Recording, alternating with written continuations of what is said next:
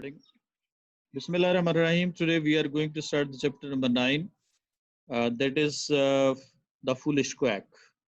Quack आपने देखे होंगे. Do you know what are the quacks? ये क्या होगा? जाली डॉक्टर को कहते हैं, क्वैक्स कहते हैं. तो ये एक फोक टेल्स है. फोक टेल्स वो होती हैं जो नस्ल दर नस्ल स्टोरी चलती हैं, यानी एक नस्ल से अगली नस्ल में पास डाउन होती हैं. ऐसी स्टोरीज को हम फोक टेल्स कहते हैं.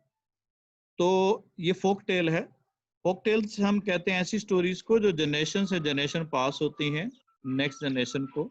और ये ओरल लिटरेचर भी होता है. ज़्यादातर पुराने ज़माने में जब प्री हिस्टोरिक रहा था, यानी जब हिस्ट्री लिखने का दौर नहीं था, हिस्ट्री का अगर हम देखें तो ये हार्डली 3000 साल पुरानी हिस्ट्री मौजूद है, वरना इससे पहले दुनिया की हिस्ट्री ही मौजूद नहीं है.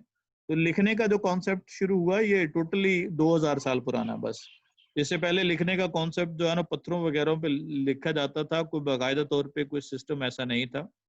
तो ओरली ही चीज़ें ट्रांसफ़र की जाती थी. ओरल वो क्या किया जाता था, लिटरेचर बताया जाता था.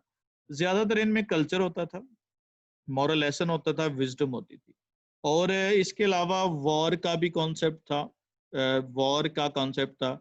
इसमें नेशनलिज्म होती थी, यानी अपनी, क्योंकि उस वक्त तो इस तरह से कौमी हुकूमतें नहीं होती थी, तो उस वक्त जो है ना ट्राइबल सिस्टम होता था. तो ट्राइबल सिस्टम में अपने ट्राइब की तारीफें करना, ट्राइब के जो ना वो क्या करना, उनके लोगों की कहानियां सुनाना जो बड़े बहादुर लोग होते थे. तो इस तरह से ये कहानियां जो है वो मशहूर हुई. इनमें जो ज़्यादातर ये एनिमल स्टोरीज आप राइट पे देख रहे हैं, जो एनिमल की कहानी आप सुनते हैं, जैसे कछुआ, खरगोश, फलाना फलाना, ये एनिमल स्टोरीज हैं. उसके बाद एपिक्स लिखी गई उस दौर में, ये भी फोक लिटरेचर में शामिल है. एपिक्स जो है ये जैसे शाहनामा है, ये पर्शियन लिटरेचर से लिया गया है शाहनामा. इस तरह से हमारे मीर अनीस ने एक लिखा हुआ है, क्या वाक़या करबला पे एक है. इस तरह से गुलाम रसूल ने लिखा हुआ है एक जनब एपिक है.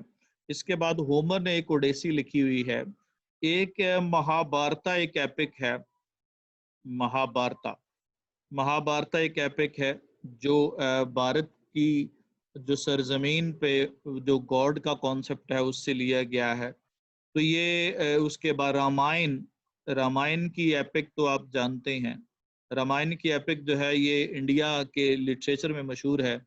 जो राम और रावण की लड़ाई नहीं लगी थी, आपने सीता को जो ले गया था रावण जो है ना वो शैतान है, और राम जो है ना यहाँ पे गुडनेस की अलामत है. इसकी बीवी सीता थी जिसको लेके गया और उस पर लड़ाई हुई. ये मॉन्स्टर था, रावण जो है ये मॉन्स्टर था. तो इस तरह की कहानियां, इनको हम एपिक स्टोरीज कहते हैं, जिसमें जंग के किस्सा होता है. जैसे मैंने अभी होमर की एपिक की बात की, ओडेसी, जहाँ पे ये एक ट्रोजन वार लड़ी गई थी. ये ट्रोजन वार जो है ये बेसिकली ये ग्रीक्स की लड़ाई हुई थी. ये असल में तो ये पर्शिया और यूनान की लड़ाई रही है बड़ा अरसा के. दोनों सुपर पावर्स थी, पर्शिया और यानी ईरान जिसको आज कहते हैं, और उसके बाद ग्रीस की. ये दोनों सुपर पावर थी किसी दौर में.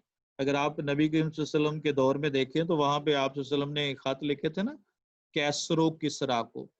तो ये कैसर जो है वो सीजर था जो मिस्र का बादशाह था, यानी वो यूनान का और मिस्र का.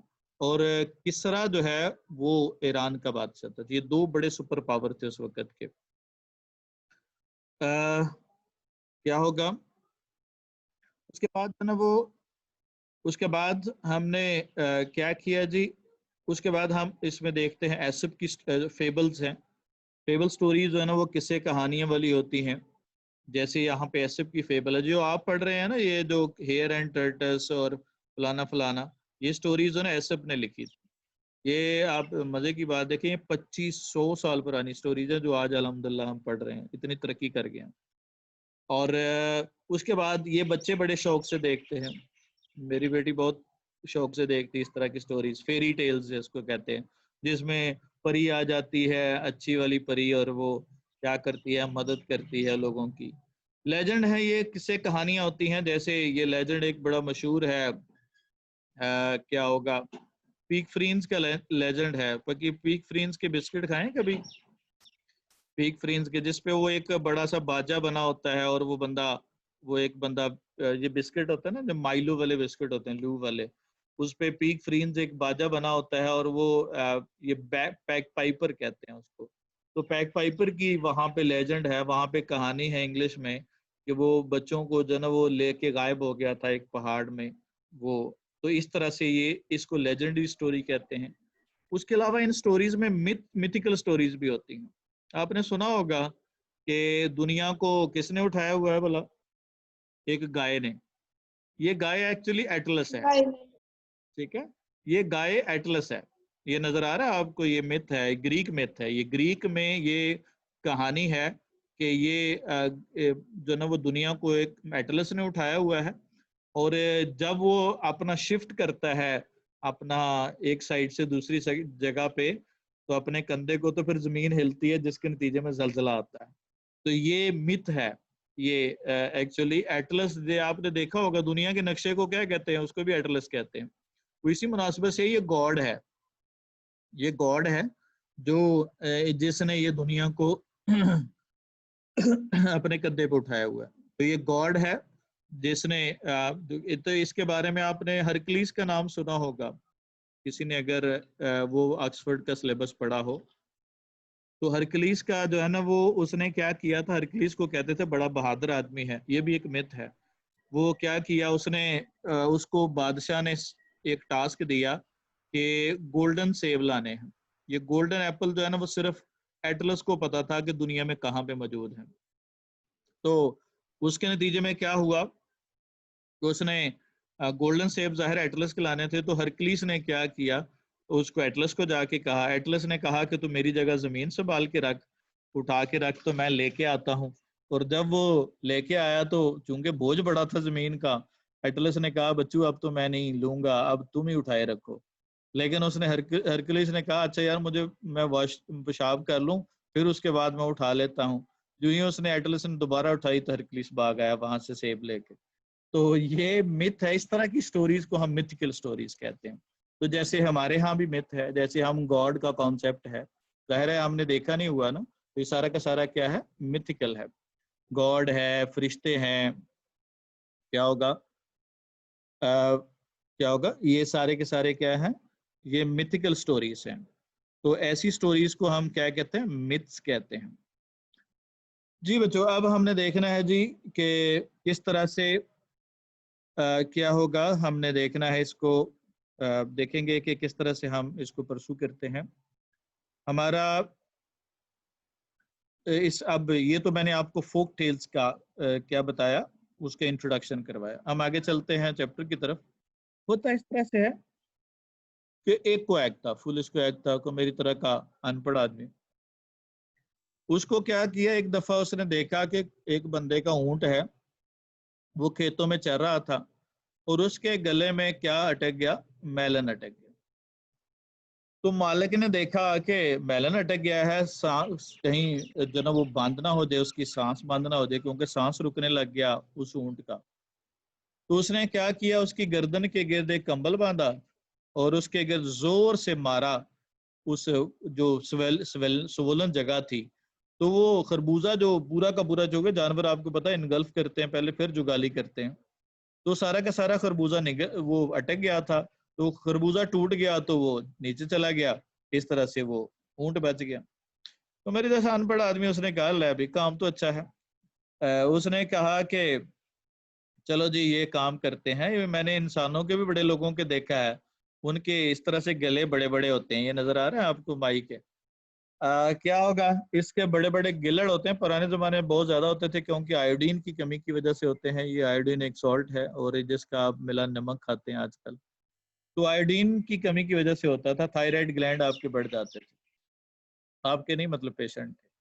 तो क्या होगा, उसने कहा ले ये तो काम ही बड़ा आसान है। वो गांव चला गया, उसने आवाजें लगाना शुरू कर दी। पुराने जमाने में ऐसे होते जैसे अब वो संदूक ठीक करने वाले आते हैं, मशीना ठीक करा लो, इस तरह से अक्सर आपको आवाज भी आती होगी अक्सर लेक्चर के दौरान। तो इस तरह से आवाजें लगा रहा है कि गिलर ठीक करा लो।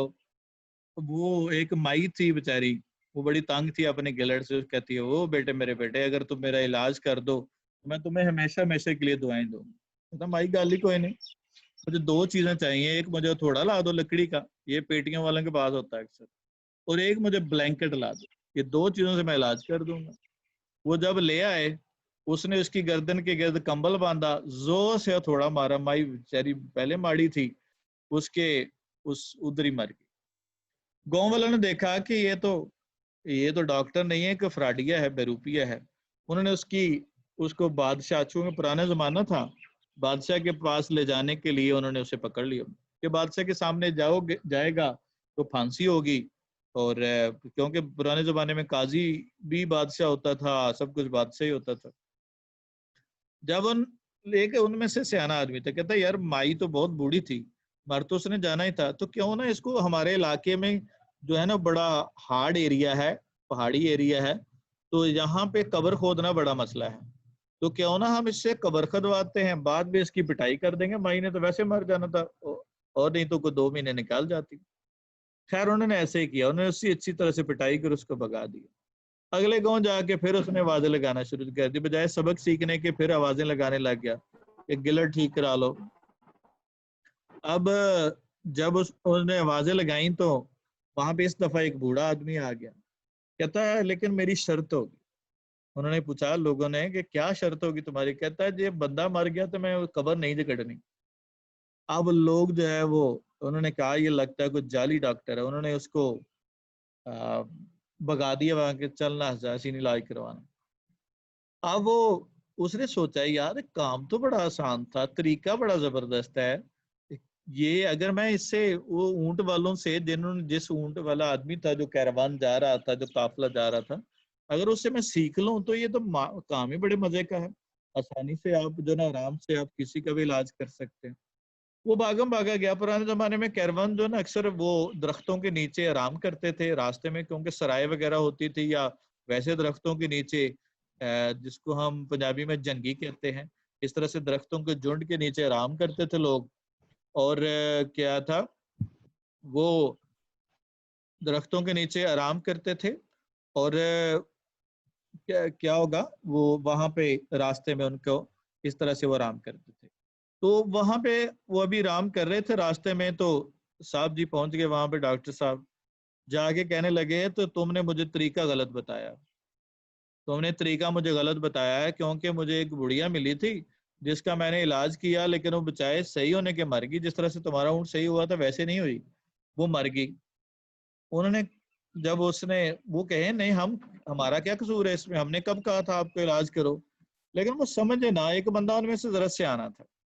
वो वो कहता है यार इसको छोड़ो, इसका बंदोबस्त मैं कर लेता, तुम जरा खामोश रहो। उन्होंने कहा ले अभी कर ले, तू कर ले। उसने क्या किया, उसने कहा आओ यार मैं तुम्हें समझाता, ही सारे बेवकूफ हैं, ये नहीं इनको पता। उसको पकड़ के एक साइड पे ले गया, उधर जो ऊंट चल रहा था, उसके हाथ पे एक डंडा था, काफी मोटा डंडा था, और उसके छल्ले वगैरह लगे हुए थे लोहे के। पुराने जमाने में डंडे बड़े स्पेशल लोग रखते थे, टीचर खास तौर पे। तो क्या होगा, उसने वो एक डंडा मारा ऊंट को क्या परवाह होनी थी, ऊंट जो है ना वो थोड़ा सा आगे खिसक गया, उसको कोई फर्क नहीं पड़ा। उसने कहा देखा अब जानवरों पे असर? कहता हाँ। कहता अब जरा देखना इंसानों पे कैसा असर होता है। वो कोई को नहीं पता था कि मेरे साथ क्या होने वाला है। उस बंदे ने, जो ऊंट वाला आदमी था, उसने एक जोर से मारी, कोएक साहब जो है वो बेहोश हो गए। उठ के अपने जो है ना वो कपड़े वगैरह झाड़ते हुए उठ के कहता है जनाब ये जुल्म मेरे साथ क्यों किया, ये आपने मेरे साथ जुल्म क्यों किया? तो वो कहता है अब भी नहीं तुम्हें समझ आई? कहता है नहीं। वो कहता है उल्लू के पट्टे, तुम जो तरीका जानवरों के साथ इस्तेमाल करते हो वो आप इंसानों पे इस्तेमाल नहीं कर सकते। तो जब उसने कहा अच्छा अच्छा मुझे अब समझ आ गई है, आइंदा मैं कभी भी अपने आप को डॉक्टर नहीं बनाऊंगा, या अपने आप को एक मौलज होने का बहाना नहीं करूंगा। ये तो थी इसकी समरी। और उसके अलावा इसका अब चलते हैं जी इसके टेक्स्ट पे, लेट्स सी, स्टार्ट करते हैं। वन इवनिंग, एक शाम को, as the sun was setting, जब सूरज गुरूब हो रहा। वन इवनिंग, टाइम आ गया, एडवर्ब ऑफ टाइम शुरू में इस्तेमाल कर दिया, शुरू में लगा दिया। As the sun was setting, जब सूरज गुरूब हो रहा था। एक शाम को जब सूरज गुरूब हो रहा था, सेटिंग से मरद गुरूब हो जाना। सम ट्रेवलर्स स्टेड, कुछ मुसाफिर ठहरे, to rest under a clump of tree, दरख्तों के झुंड के नीचे आराम करने की गरज से। एक शाम को, शुरू में फ्रेज आ गई, शुरू में ही तर्जमा कर दिया। As the sun was setting, जब सूरज गुरूब हो रहा था, कुछ मुसाफिर सब्जेक्ट आ गया, सब्जेक्ट के बाद लास्ट पे चले जाना है। Under a clump of tree, दरख्तों के झुंड के नीचे, टू रेस्ट, आराम करने के लिए ठहरे। एक शाम को जब सूरज गुरूब हो रहा था, कुछ मुसाफिर दरख्तों के झुंड के नीचे आराम करने के गरज से ठहरे। जहाँ पे बहुत सारे दरख्त उगे हों इस तरह से करीब करीब, उसको हम क्या कहते हैं, क्लम्प कहते हैं या ग्रव कहते हैं। यानी जैसे अक्सर आपने केले के दरख्त देखे तो एक जगह पे इकट्ठे होते हैं, इसको क्लम्प ऑफ ट्रीज कहते हैं। तो क्लम्प ऑफ ट्री किसको कहेंगे? ऐसा ग्रुप ऑफ ट्रीज जो क्या होता है, जो एक जगह पे उगे होते हैं। जी जोया, योर क्वेश्चन।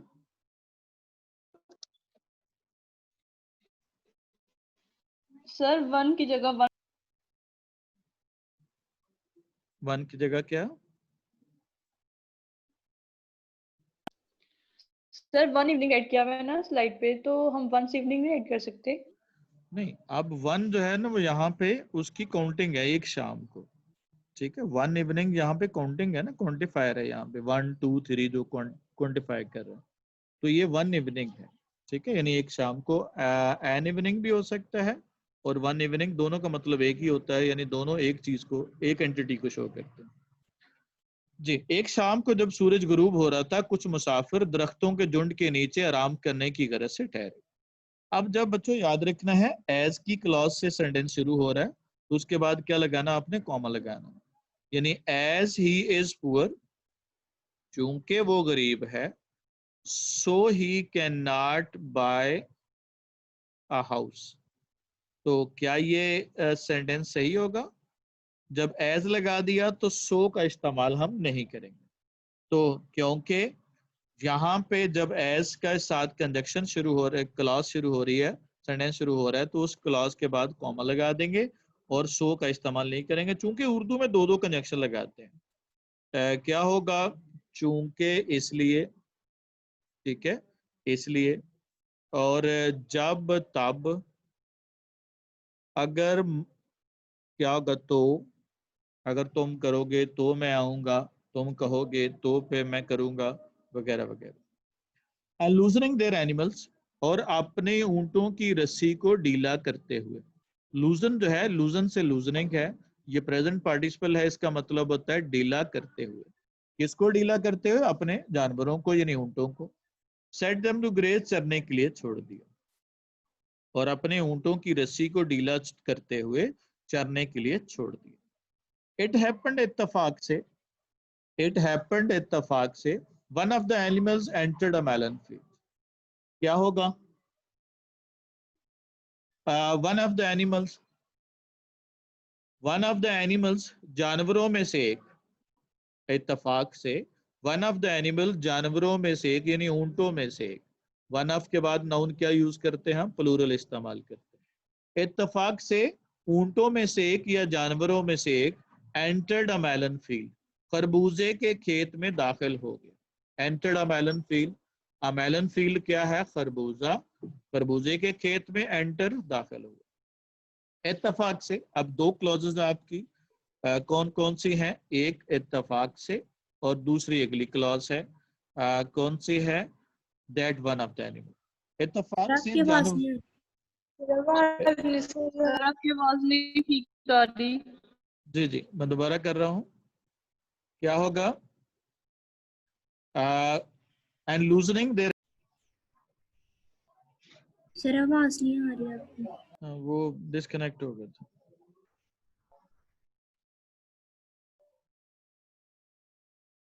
जी, तो क्या होगा? देखिएगा बच्चों, एंड लूजनिंग देयर एनिमल्स, और अपने ऊंटों को की रस्सी को ढीला करते हुए। लूजनिंग एनिमल्स, लूजनिंग क्या है? प्रेजेंट पार्टिसिपल है, इसका तर्जमा कैसे करते हैं? ढीला करते हुए। और अपने ऊंटों की रस्सी को ढीला करते हुए, सेट देम टू ग्रेज, उन्हें चरने के लिए छोड़ दिया। सेट देम टू ग्रेज, उन्हें चरने के लिए छोड़ दिया। इट हैपेंड, इत्तफाक से, एक क्लॉज आपकी इट हैपेंड है, इत्तफाक से, वन ऑफ द एनिमल्स, जानवरों में से एक, ये आपका सब्जेक्ट है, सब्जेक्ट आपका वन है। जानवरों में से एक एंटर्ड अ मेलन फील्ड, खरबूजे के खेत में दाखिल हो गया। जानवरों में से एक खरबूजे के खेत में दाखिल हो गया। पहले subject one of the animal, जानवरों में से एक, और फिर आपने क्या है मेलन फील्ड, और फिर क्या होगा एंटर्ड, जानवरों में से एक खरबूजे के खेत में दाखिल हुआ। एंटर के साथ याद रखना बच्चों, इन नहीं लगाना। जैसे हमें में दाखिल हुआ, उर्दू में चूंकि में होता है तो इसलिए यहाँ पे जो है वो क्या है में का इस्तेमाल नहीं करेंगे। तो खरबूजे के खेत में दाखिल हुआ, and the melon stuck in its throat, और एक खरबूजा, स्टक का मतलब होता है चोक हो जाना, फंस जाना, इन इट्स थ्रोट, उसके हलक में, और उसके हलक में एक खरबूजा अटक गया। अब पहले सब्जेक्ट का तर्जमा करना है, आ मेलन और एक खरबूजा, फिर लास्ट पे चले जाना है, क्या होगा उसके हलक में या गले में अटक गया। तीसरा जो है ना स्टक होगा। ये स्टिक, स्टक और स्टक होता है, ये दोनों फॉर्म, तीनों फॉर्म, स्टक स्टक दोनों फॉर्म सेम है। एक स्ट्राइक है, स्ट्राइक की सेकंड फॉर्म क्या होती है, स्ट्रक होता है। तो ये दो माइनर से फर्क है, सिर्फ आर का फर्क है, इसलिए प्रोनाउंस करने में अक्सर हमें गलती लग जाती है, या हमें पता नहीं चलता है कि ये स्ट्राइक है या स्टक है। तो ये दोनों में फर्क समझ लेना है। एक स्टिक है जिससे गम स्टिक कहते हैं, जिससे किसी चीज का जुड़ जाना होता है। तो जानवरों में से खरबूजे के खेत में दाखिल हुआ और एक खरबूजा उसकी हलक में अटक गया। The owner seeing this and fearing to lose the animal, अब मालिक, ओनर का मतलब master, seeing this and fearing to lose the animal, अब seeing this और fearing this animal किसके मीनिंग में इजाफा कर रहा है, ओनर के। तो ये चूंकि करते हुए फोर्थ फॉर्म है, तो फोर्थ फॉर्म का तर्जमा कैसे करते हैं, करते हुए। तो seeing का तर्जमा होगा देखते हुए, एंड fearing और डरते हुए। अब चूंकि ये ओनर के मीनिंग में इजाफा कर रहे हैं, तो उसके साथ हमने उसके मीनिंग में इजाफा करेंगे, तो उसके कैसे बनेगा, मालिक ने ये देखते हुए और जानवर को खो देने से डरते हुए, मालिक ने ये देखते हुए और जानवर को खो देने से डरते हुए, Tide a blanket around its throat, फिर लास्ट पे चले जाएंगे, अराउंड इट्स थ्रोट, उसके हलक के गिर्द, आ टाइड अ ब्लैंकेट, एक कंबल बांधा या लपेटा। टाइड का मतलब क्या होगा, रैप कर देना, सराउंड कर देना, किसी चीज का लपेट देना। मालिक ने देखते और जानवर को खो देने से डरते हुए उसके हलक के गिर्द कंबल लपेटा, and stuck the place with all his bite, और उस जगह पर भरपूर कुव्वत से जरब लगाई या मारा। स्टक जो है वो यहाँ पे चोट लगाना है, और विद ऑल हिज माइट, अपनी भरपूर कुव्वत के साथ, द प्लेस, उस जगह पे, द प्लेस स्पेसिफिक जगह है, यानी वो गले की जगह है। स्टक स्ट्राइक की सेकंड फॉर्म स्टक। क्या होगा, मालिक ने ये देखते हुए और जानवर को खो देने से डरते हुए उसकी हलक के गिर्द कंबल लपेटा, और उस भरपूर अपनी भरपूर कुव्वत से उस जगह पे चोट लगाई। इंस्टेंटली, फौरी तौर पे, इमीडिएटली, इसके बाद कॉमा लगाना है, शुरू में एडवर्ब आ गया। एक बार फिर कर दें इसका। मालिक ने ये देखते हुए और जानवर को खो देने से डरते हुए, क्योंकि ये दोनों पार्टिसिपल फ्रेजेस किसके मीनिंग में इजाफा करें, ओनर के, तो इसका तर्जमा हम ओनर से पहले करेंगे। मालिक ने ये देखते और जानवर को खो देने से डरते हुए उसकी हलक के गिर्द कंबल लपेटा, around its throat Tide a blanket. Subject, फिर वर्ब और फिर ऑब्जेक्ट आना है, सब्जेक्ट ऑब्जेक्ट और वर्ब आएगा उर्दू में। तो क्या होगा, मालिक ने ये देखते हुए और जानवर को खो देने से डरते हुए उसकी हलक के गिर्द कंबल लपेटा, और फिर उस जगह पे विद ऑल हिज माइट, अपनी भरपूर कुव्वत से उस जगह चोट लगाई। Instantly melon broke in the throat of the camel, फौरी तौर पर, शुरू में फ्रेज आ गई, शुरू में वर्ड आ गया, तर्जमा कर दिया, मेलन खरबूजा। अब लास्ट पे चले जाएं, इन the throat of the camel, ऊंट के हलक में टूट गया। खरबूजा क्या होगा, ऊंट के हलक में टूट गया। Break, broke, broken second form है। And it was then easily swallowed, फिर वो बासानी निगल लिया गया। स्वेलो का मतलब टेकन इन करना, और फिर वो बासानी निगल लिया गया। जी शाबाश। जरा कोऑर्डिनेशन देखिएगा सेंटेंसेस में कैसे बनाते हैं। जी क्या होगा, some students set down for study, taken नहीं आएगा, टुक आएगा। शाबाश। बॉयज One of होगा। the boys. One of the boys होगा। Found. Her. Many changes were brought. नहीं, यहाँ पे देखिएगा the teacher find him senseless in the class या finding in the class. Finding होगा, immediately contacted the emergency service होगा। ठीक है, ये पास्ट का वाक्य है। इंसिडेंट को किस में करते हैं हम? पास्ट इंडेफिनिट में करते हैं। और यहाँ पे फाइंडिंग करते हुए है तो क्या होगा? फाइंडिंग हिम सेंसलेस होगा। Many changes were brought. अब चेंज ला रही है या चेंज लाई गई है? लाई गई है। मैनी चेंजेस वर ब्रॉट होगा जी। अब जी आप में से कौन करेगा जी? एक बच्चा सवाल का जवाब देगी, शाबाश। कौन करेगा जी? सर मैं करूं? जी करें। A clump of trees is a group or cluster of trees. It may be an oasis or forest, and it grows very closely. Travelers often rest under them during traveling. जी हसनैन, कौन कौन सी गलती की है जोया ने जो आपने ठीक करनी है? शाबाश बेटा। ऑफन रेस्टेड आना सर। क्या होगा? रेस्टेड होगा। पास्ट में क्या लगाना है हमने? रेस्टेड। पास्ट में हम सेकंड फॉर्म इस्तेमाल करेंगे। एक और गलती की है जी, शाबाश। कौन बताएगा? Anyone else? Raise your hands. जी Fatima Naeem. The trees are grown very close. जी ग्रो होगा। इन विच ट्रीज क्या होगा? Grow very close. जिसमें ट्रीज जो है वो रूटीन में ग्रो करते हैं ना, तो क्या होगा? ट्रीज क्या होगा? हमारा सब्जेक्ट जो है वो क्या होगा? ट्रीज हो जाएगा। तो अ क्लम्प हमारा सब्जेक्ट है क्लम्प ऑफ ट्रीज। तो clump of trees is a group और cluster of trees. It may be an oasis और क्या होगा? Forest. trees in which trees grow very close or people in the past often rested under them while traveling, और travel करते हुए अक्सर उनके नीचे आराम करते थे। यहाँ तक किसी के बच्चे का कुछ सवाल हो तो पूछ सकता है बच्ची या बच्चा। जी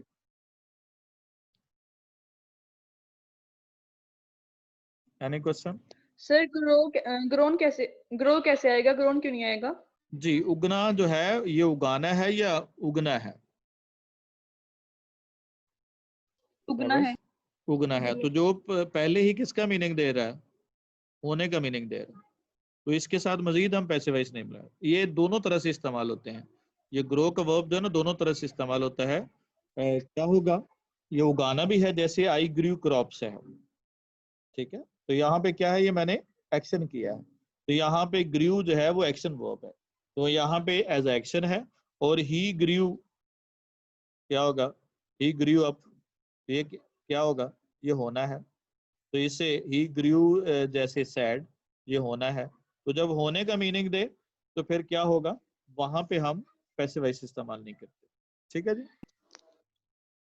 बच्चों? सर जब होने का मीनिंग देता पैसिव इस्तेमाल नहीं करते? जी जितने भी आपके वर्ब्स हैं जो होने का मीनिंग देते हैं वो पैसिव वॉइस में इस्तेमाल नहीं करते। जैसे बिकम को पैसिव वॉइस बनाया जा सकता है,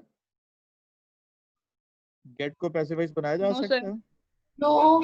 जब होने का मीनिंग दे। जब भी होने का मीनिंग देगा कोई भी पैसिव वॉइस नहीं बना सकते।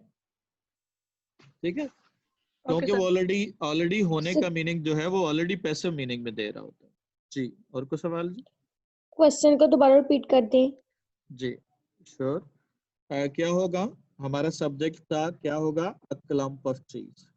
तो a clump of tree is a group of trees. चूंकि ये यूनिवर्सल है, ये तो नहीं है कि वो पास की बात हो रही है, यूनिवर्सल है, इसलिए हमने कौन सा टेंस इस्तेमाल करना है? प्रेजेंट डेफिनेट लगाएंगे। A clump of trees is a group of trees, a group और क्लस्टर ऑफ ट्रीज।